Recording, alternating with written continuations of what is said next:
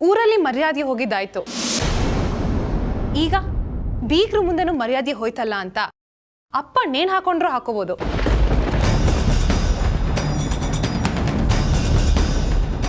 ಅಮ್ಮ ವಿಷ ಕುಡಿಬೋದು. ಇನ್ನು ಹೆತ್ತ ಅಪ್ಪ ಅಮ್ಮನ ಕಳ್ಕೊಂಡು ನಾನು ಬದುಕಿರ್ತೀನ? ನಾನು ಏನಾದರೂ ತಗೊಂಡು ಸತ್ತು ಹೋಗ್ತೀನಿ. ದಯವಿಟ್ಟು ಗಾತಿಯಾಯಿನಿ, ಏನೇನೋ ಹೇಳಿ ಎದುರಿಸ್ಬೇಡ. ನೀವೆಲ್ಲರೂ ಜೀವಂತವಾಗಿ ನೆಮ್ಮದಿಯಾಗಿರ್ಬೇಕು ಅಂದರೆ ನಾನೇನು ಮಾಡಬೇಕು? ಈ ಮನೆಯಲ್ಲಿ ನೀನು ನಾನು ಹೇಳ್ದಂಗೆ ಕೇಳ್ಕೊಂಡು ಬಿದ್ದಿರಬೇಕು. ನೀನು ಈ ಮನೇಲಿ ರಾಣಿ ಥರ ಇರ್ಬೋದು ಅಂತ ಹೇಳಿದ್ದು ಬೇರೆಯವ್ರ ಬಲವಂತಕ್ಕೆ, ಅಪ್ಪನ ಸಮಾಧಾನಕ್ಕೆ. ಯಾವಾಗಲೂ ಅವ್ರನ್ನ ಒಂದಲ್ಲ ಒಂದು ಆತಂಕದಲ್ಲಿ ಇಟ್ಟಿರೋರು ನಿನಗೆ ಇದೆಲ್ಲ ಹೇಗೆ ಗೊತ್ತಾಗತ್ತೆ ಹೇಳು? ನೀನು ಒಪ್ಕೊಂಡ್ರೆ ಸರಿ, ಇಲ್ಲ ಅಂದರೆ ಒಪ್ಪಿಗೆ ಇದೆ. ಕೈ ಇಟ್ಟು ಭಾಷೆ ಕೊಡು. ಅಪ್ಪನ ಮೇಲೆ ಆಣೆ ಮಾಡು. ಅಪ್ಪನ ಮೇಲ? ಹೌದು.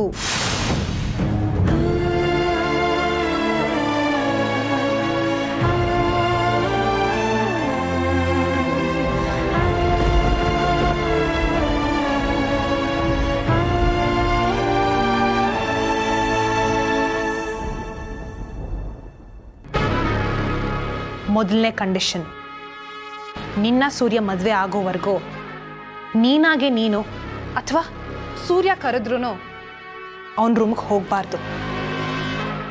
ಏನೋ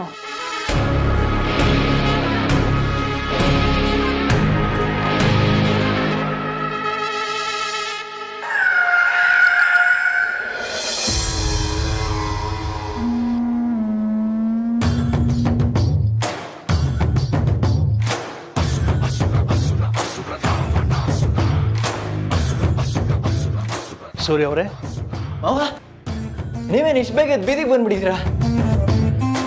ಅಲ್ಲ ನೀವು? ನಾನು ರೋಡಲ್ಲಿ ಜಾಗ್ ಮಾಡ್ತಿದ್ದೀನಿ. ಯಾಕೆ? ಅಲ್ಲ ನೀವು ಮನೇಲೇ ಇದ್ದೀರಾ? ಮನೇಲೇ ಇದ್ದೀನ ಮಾವ?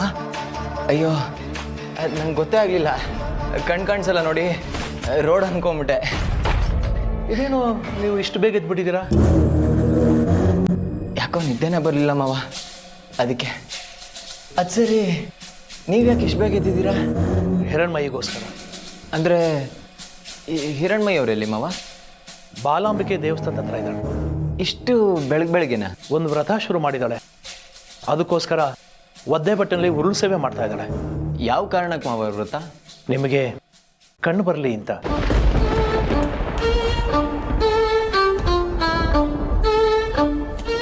ಒಂದು ತಿಂಗಳು ಬರೀ ನೆಲದಲ್ಲಿ ಮಲಗಬೇಕು. ಸೂರ್ಯೋದಯಕ್ಕೂ ಮೊದಲು ತಣ್ಣೀರಿನ ಸ್ನಾನ ಮಾಡಬೇಕು. ದೇವಸ್ಥಾನ ಸನ್ನಿಧಿನಲ್ಲಿ ಮಂಡಿ ಸೇವೆ ಮಾಡಬೇಕು. ದಿನಕ್ಕೆ ಒಂದೊತ್ತು ಊಟ ಮಾಡಬೇಕು. ಹಾಗಂತ ಅರ್ಚಕರು ಫೋನಲ್ಲಿ ಹೇಳಿದರು. ಇವಳು ಬೆಳಿಗ್ಗೆನೇ ವ್ರತ ಶುರು ಮಾಡಿದ್ದಾಳೆ. ನೀವು ಜಾಗಿಂಗ್ ಮಾಡಿ ಸಾಕು, ಹೋಗಿ ಮಲ್ಕೊಳ್ಳಿ. ನಾನು ಸ್ವಲ್ಪ ನಿಮ್ಮ ತಂದೆಯವ್ರ ಹತ್ರ ಮಾತಾಡಬೇಕು.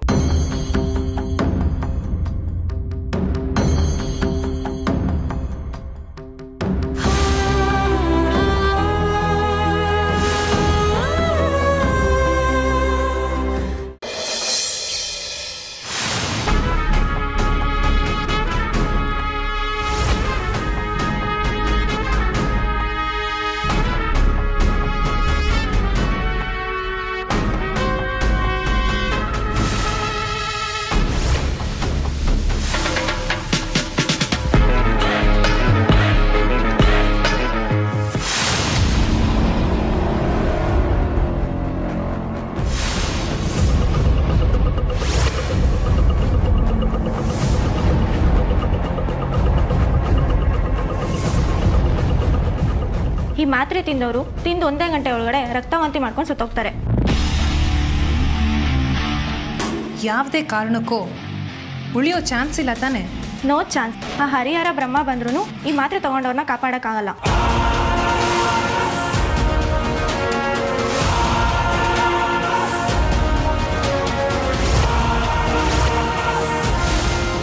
ಕೋಕಿಲಾ, ಕೋಕಿಲಾ, ಹೇಳಿ ಮೋರೆ. ತಗೋ. ನೋಡು ಇದನ್ನ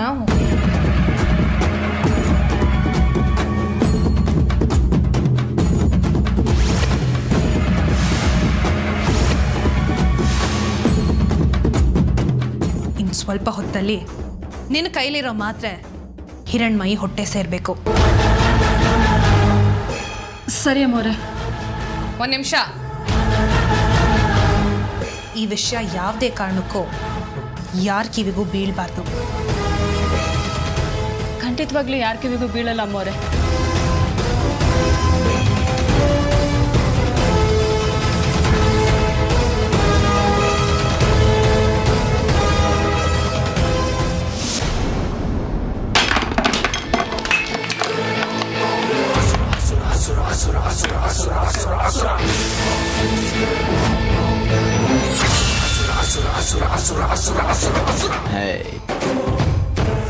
ನೀನಾ? ಯಾಕೆ ಹಿರಣ್ಮಯಿ ಅಂದ್ಕೊಂಡ್ರಾ? ಏನು ಕಿಂಡಲ್ಲ? ಅದೃಷ್ಟವಂತರು ನೀವು. ದೇವತೆ ತರ ಇರೋ ಹೆಣ್ಣು ಈಗ ಬಂದು ನಿಮ್ಮ ಮಡ್ಲಲ್ಲಿ ಬೀಳ್ತಾ ಇದ್ದಾಳೆ.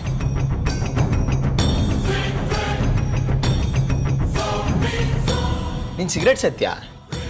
ಇಲ್ವಲ್ಲ, ನನಗೇನು ವಾಸನೆ ಬರ್ತಿಲ್ಲ. ನನಗೆ ಬರ್ತಿದೆಯಲ್ಲ ನಿನ್ನ ಹೊಟ್ಟೆ ಕಿಚ್ಚಿನ ಹೊಗೆ ವಾಸನೆ. ಹಿರಣ್ಮಯಿ ಮೇಲೆ ಜಲಸ್ ಫೀಲ್.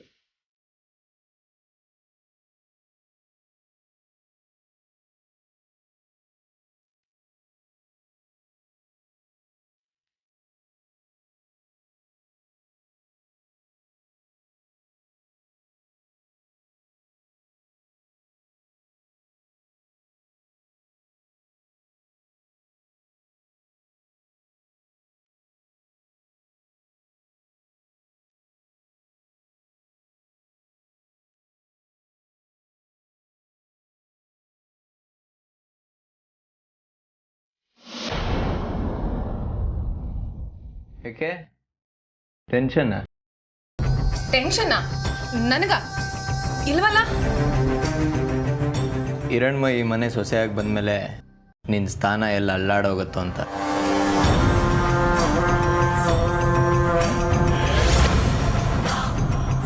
ಇನ್ ಸ್ವಲ್ಪ ಹೊತ್ತಲ್ಲೇ ಅವಳ ಪ್ರಾಣನೇ ಹಾರು ಹೋಗುತ್ತೆ. ಇವನು ನನ್ನ ಸ್ಥಾನ ಅಲ್ಲಾಡೋ ಮಾತಾಡ್ತಾನೆ.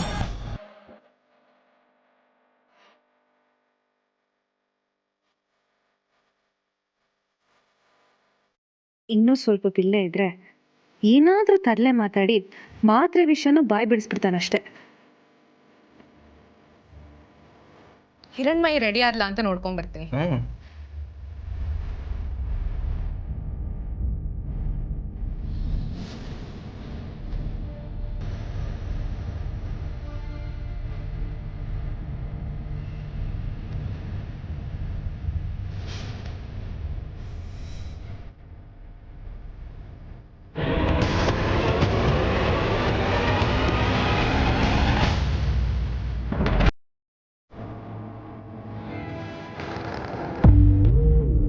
ಯಾರು ನೀನು?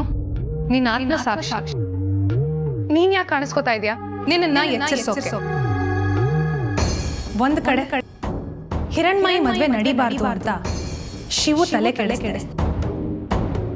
ಅವ್ರಮ್ಮ ಬಂದು ಜಗಳ ಮಾಡೋ ತರ ಮಾಡ್ದೆ. ಇನ್ನೊಂದ್ ಕಡೆಗೆ ಈ ಮದ್ವೆ ನಡಿಲೇಬೇಕು ಅಂತ ಸೂರ್ಯನ್ಗೆ ಬ್ಲಾಕ್ ಮೇಲ್ ಮಾಡ್ದೆ. ಆ ಕಡೆ ಹಿರಣ್ಮಯಿನ ಕೊಲ್ಲೋಕೆ ಸಂಚ್ ಮಾಡ್ತಾ ಇದೆಯಾ? ಏನ್ ನಿಜವಾದ ಉದ್ದೇಶ? ಹಿರಣ್ಮಯಿ ಸೂರ್ಯನ ಮದ್ವೆ ಆಗೋದು, ಅವಳು ಈ ಮನೆಗೆ ಬರೋದು ನನಗಿಷ್ಟ ಇಲ್ಲ. ಆದ್ರೆ ಸೂರ್ಯ ಅವಳನ್ನ ಮದ್ವೆ ಆಗದಿದ್ರು ನಿಜವಾದ ಎಲ್ಲ ಕಾರಣನೂ ಅವಳಿಗೆ ಹೇಳ್ತಿದ್ದ. ಮನೆ ಮಗ ಅವನ್ನ ಕ್ಷಮಿಸಿದಷ್ಟು ಸುಲಭವಾಗಿ ನನಗೆ ಕ್ಷಮೆ ಸಿಗ್ತಿರ್ಲಿಲ್ಲ. ಇನ್ನಷ್ಟು ಎಲ್ಲರ ದೃಷ್ಟಿಲಿ ನಾನು ಕೆಳಗೆ ಹೋಗ್ತಾ ಇದ್ದೆ. ಶಿವುಗೆ ಎಲ್ಲ ಸತ್ಯ ಅರ್ಥ ಆಗಿ ಆ ಹಿರಣ್ಮಯಿನ ಮದ್ವೆ ಆಗ್ತಿದ್ದ. ಹಿರಣ್ಮಯಿ ಶಿವು ಎಲ್ಲ ಮರೆತು ಸುಖವಾಗಿರ್ತಾ ಇದ್ರು. ಅದು ನನಗಿಷ್ಟ ಇಲ್ಲ. ಅದಕ್ಕೆ ಅವಳನ್ನ ಮುಗಿಸ್ಬಿಟ್ರೆ ನನ್ನನ್ನು ರಿಜೆಕ್ಟ್ ಮಾಡಿದ ಶಿವುಗೂ ಸಿಗಲ್ಲ. ನನ್ನ ಸಮಕ್ಕೆ ಈ ಮನೆ ಸೊಸೆಯಾಗೂ ಬರಲ್ಲ. ಈಗ ನಾನೇ ಹಿರಣ್ಮಯಿ ಮನೆಗೆ ಬರ್ಲಿ, ಈ ಮದ್ವೆ ನಡಿಲೇಬೇಕು ಅಂತ ಅಪ್ಪ ಸೂರ್ಯನ ಹತ್ರ ಹೇಳಿರೋದ್ರಿಂದ ಹಿರಣ್ಮಯಿ ಸತ್ ಮೇಲೆ ಯಾರಿಗೂ ನನ್ನ ಮೇಲೆ ಅನುಮಾನನೇ ಬರಲ್ಲ. ಹಿರಣ್ಮಯಿನೂ ಸಾಯ್ಬೇಕು, ಹಾಗೆ ನನಗೂ ಶಿಕ್ಷೆ ಆಗ್ಬಾರ್ದು. ಅದಕ್ಕೆ ಈ ನಾಟಕ ಎಲ್ಲ. ಇದು ನಿನಗೆ ಸರಿ ಅನ್ಸುತ್ತೆ? ಅನಿಸ್ತಿರೋದಕ್ಕೆ ಅಲ್ವಾ ನಾನು ಇದನ್ನೆಲ್ಲ ಮಾಡ್ತಾ ಇರೋದು. ತಪ್ಪು ಮಾಡ್ತಿದ್ಯಾ? ನನ್ನ ಮಟ್ಟಿಗೆ ಇದೇ ಸರಿ. ತಿದ್ದುಕೋ, ಇಲ್ಲ ಅಂದ್ರೆ ಮುಂದೆ ಅನುಭವಿಸ್ತೀಯ. ಸಿದ್ಧ, ಹಿರಣ್ಮಯಿ ಸುಖವಾಗಿರ್ಬಾರ್ದು, ಅದಕ್ಕೋಸ್ಕರ ನಾನು ಎಂತ ಕಷ್ಟ ಅನುಭವಿಸಕ್ಕೂ ಸಿದ್ಧ.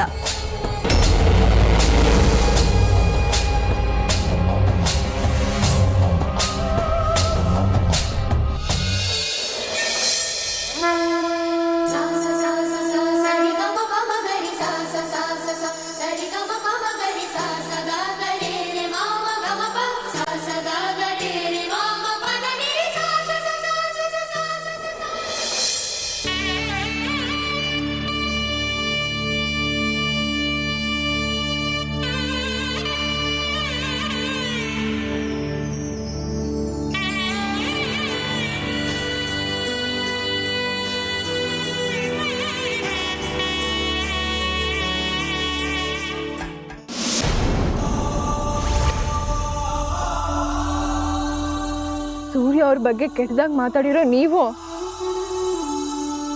ನನಗೆ ಬೇಡ. ನನ್ನ ಮಗ ಸೂರ್ಯ ಒಪ್ಪಿಗೆನ? ಸೂರ್ಯ ಅವರು ನನಗೊಪ್ಪಿಗೆ. ಇಲ್ಲ, ತಪ್ಪಾಗ್ಬಿಟ್ಟೆ, ನಾನು ತಪ್ಪಾಗ್ಬಿಟ್ಟೆ. ಈ ಕ್ಷಣನೇ ಅವಳ ಹತ್ರ ಹೋಗಿ ನಾನು ಕ್ಷಮೆ ಕೇಳಬೇಕು.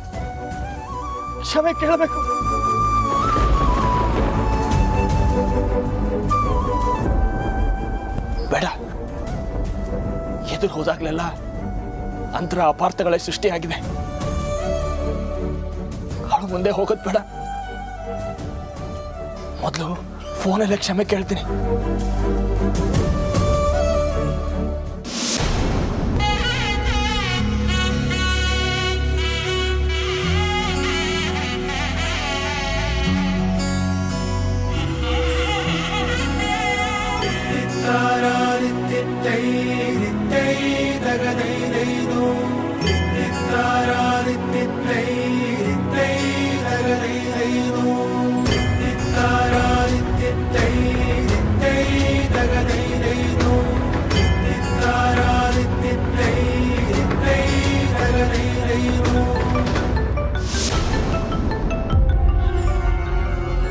ಅಬ್ಬಬ್ಬಾ, ಎಂತ ಅಮರ ಪ್ರೇಮಿ ಇರ್ಬೇಕು ಇವನು.